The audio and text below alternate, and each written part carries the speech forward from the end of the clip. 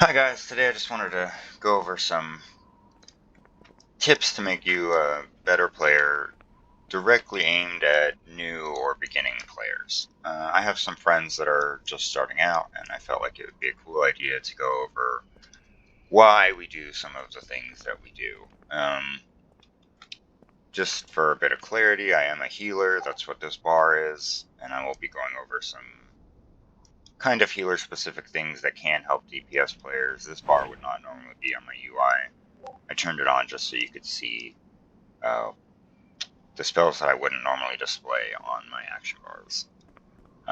You can see the rest of my spells are all set up. I've turned off all of my keybinds, so none are actually here, so I can show you the actual difference in a gameplay environment of what this would look like.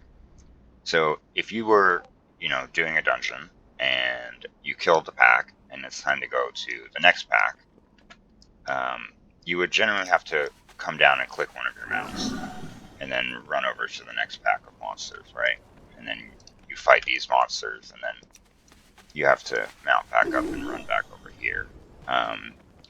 If you start doing a lot of Mythic Plus keys, you will find that you mount quite frequently.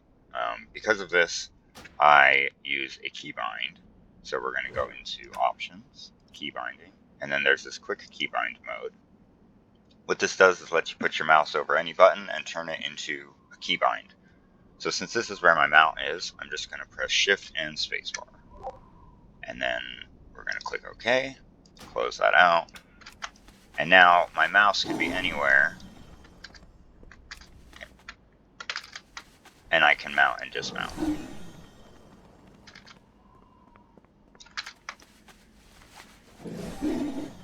Again, it's not the biggest thing, but over the course of an entire dungeon, it will keep you closer to the tank, closer to the group, closer to the monsters, less likely to get caught out on your own, etc.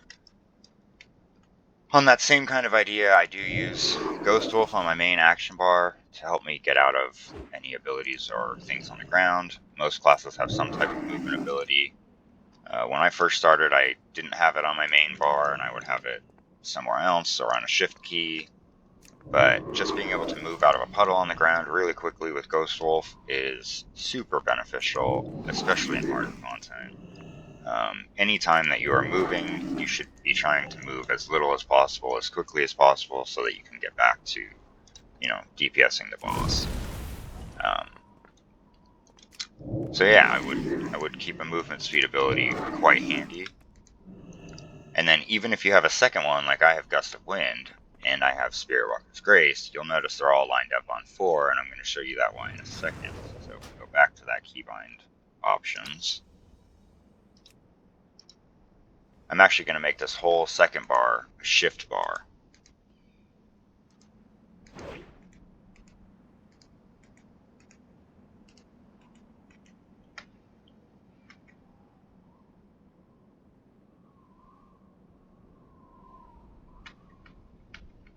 I don't know why it bound Alt there also.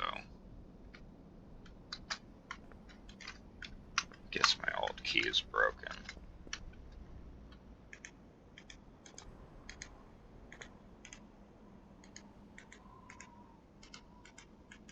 There we go.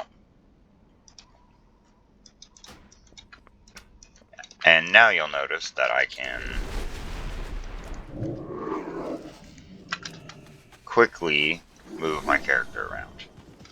It means I'm less likely to ever fall behind of a group or have any problems. You'll also notice that I'm slowly getting to the point where all of my buttons have keybinds on them, which is definitely something we want, because your goal should never to have your mouse come from your main area all the way down here. So we're going to do the same thing I did with this shift bar, and we're going to give myself a control bar up here.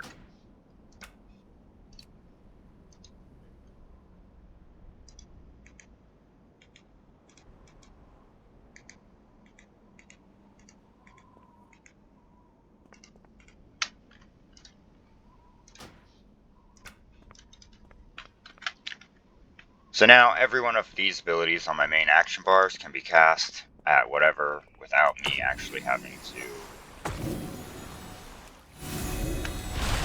press any of to move my mouse down here to click. I know some people do swear by clicking, and for some abilities that is probably fine. Like I'm gonna notably point out heroism here. As a healer, I don't use it consistently. I generally will rely on a DPS player to ask when they would like for it. So I will go press heroism. It's on a long cooldown. I don't have to press it every fight. It's not taking a lot of time for me to press that one ability. Just like Astral Recall.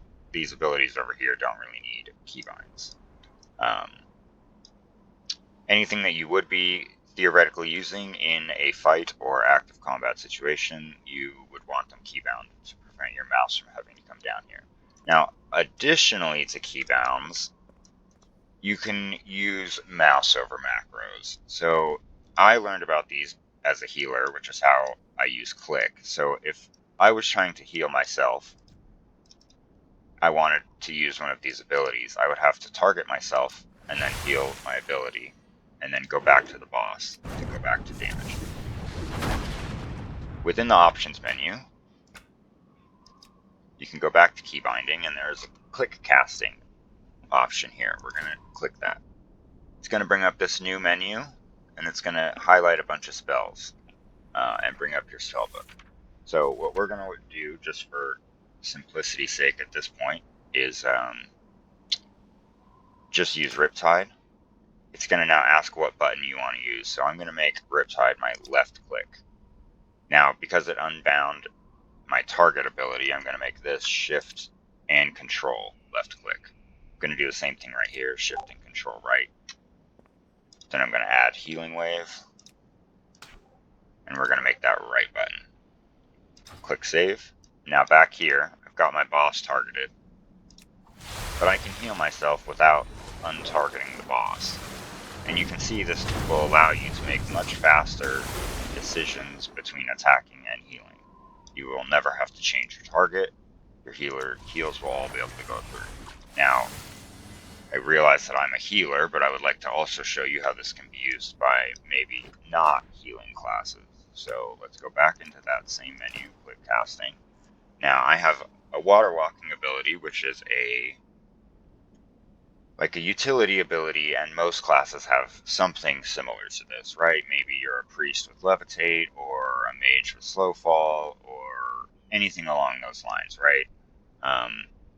If I wanted to use water walking on another member of my party, or even myself, I would have to target that person, click water walking, and carry on. But using click casting, you can again just make it a control button, something that's a little bit less likely to be used, and then I can instantly give myself water walking. And if I had an ally in my group, I could instantly give them water walking also. So again, you're just reducing the downtime on any of the time between your abilities. Now, just like healing, where I don't want to have to target individual healers each time I want to heal them, if you're a DPS player and you're attacking the boss, right, you're pumping into the boss, maybe these two side adds you need to get dots rolling on, right? So I only have the one dot, so this is not exactly ideal from a Resto Shaman perspective, but if I put Flame Shock on my primary target, and then I want to put Flame Shock on a secondary target, and then refresh my Flame Shock there, it's a lot of clicking back and forth. You have to click the one, click your ability, click the second one, press your ability, back to your original target to fire off your damaging ability. So we're going to use offensive mouseover macros for this. So you're going to type macro into chat. It's going to bring up a new menu. You'll see I have a bunch of different macros here. The two that I use most frequently are a Flame Shock macro and a Wind Shear macro. So the macro text is going to be the same either way. The first thing you're going to want to do is pound show tooltip. What this allows you to do is it will show you the tooltip just like a normal spell. See? And then I can do the same thing for my Wind Shear ability and my regular Wind Shear ability. Now, this second line, /cast at mouseover harm at focus harm, close brackets, and then the spell. This is the important part of this macro. So what this does is it will, when you press the button, it will first try and attack your mouseover. If you don't have a mouseover, it will then go to your focus target. If you don't have a focus target, it will then go to your actual target. So this is my Flame Shock macro. I'm going to replace it with my regular Flame Shock button. You can see both are here. But when I press the macro, you see I have the boss targeted. But if I press the macro on my mouseover here, it will attack him, while my Lava Burst will still go to the same target. And then when it comes off cooldown, I can Lava Burst the second guy. And now you can see I have Flame Shocks rolling on all of my targets without target swapping between them back and forth, which is again hugely impactful. Now it's different to show you the Wind Shear one, but the concept is the same. If you are fighting this target and maybe his buddy next to him starts to cast a heal, you can Wind Shear with the mouseover, and it will interrupt, the healer ad while you're trying to attack the main primary focus ad. These types of abilities can be used quite frequently. If you're a heavy dot class like a warlock or a shadow priest, you can use mouseover macros for quite a few of your offensive dots so that you could keep the boss targeted and dot up all your enemies. Maybe you won't use click casting quite as much as I do for my healing purposes, but maybe you would use more specific mouseover macros. The final thing I'm going to talk about in this video is what I'm going to call random macros. So if you go into your options menu and you open your key bindings and you go to quick keybind mode, you can actually open your player spellbook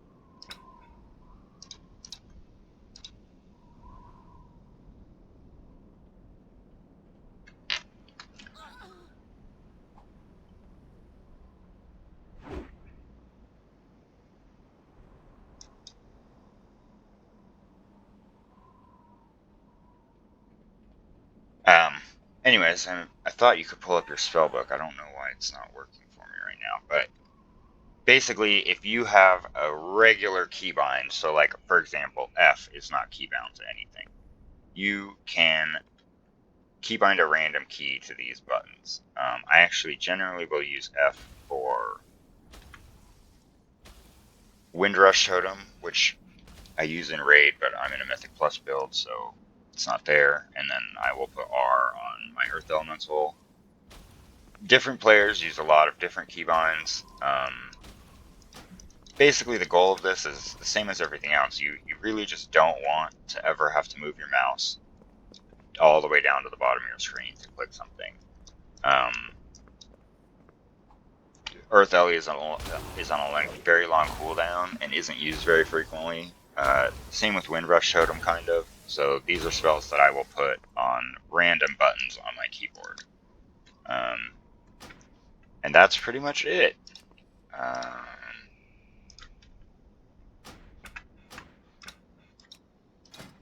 From my click casting menu, I'll go through and I will finish up my spells.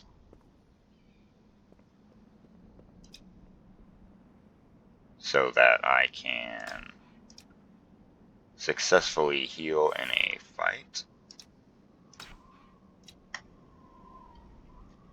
And you will notice that I used that dummy bar that I made to mimic my main bar.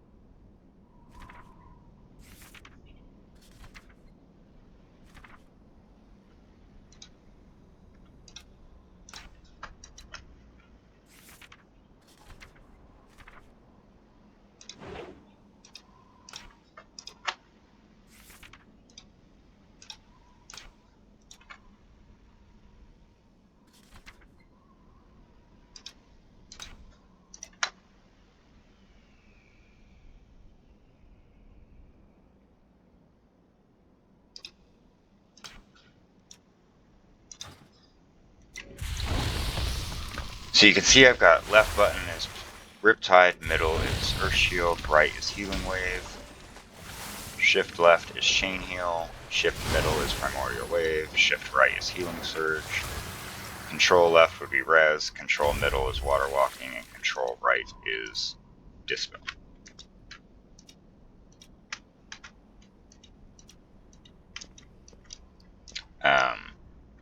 Then if it was actually me, I would go back into edit mode and I would just turn off that last bar because I don't actually need to see that my Riptide is left click. That takes a bit of practice, but I do recommend turning off your action bars eventually.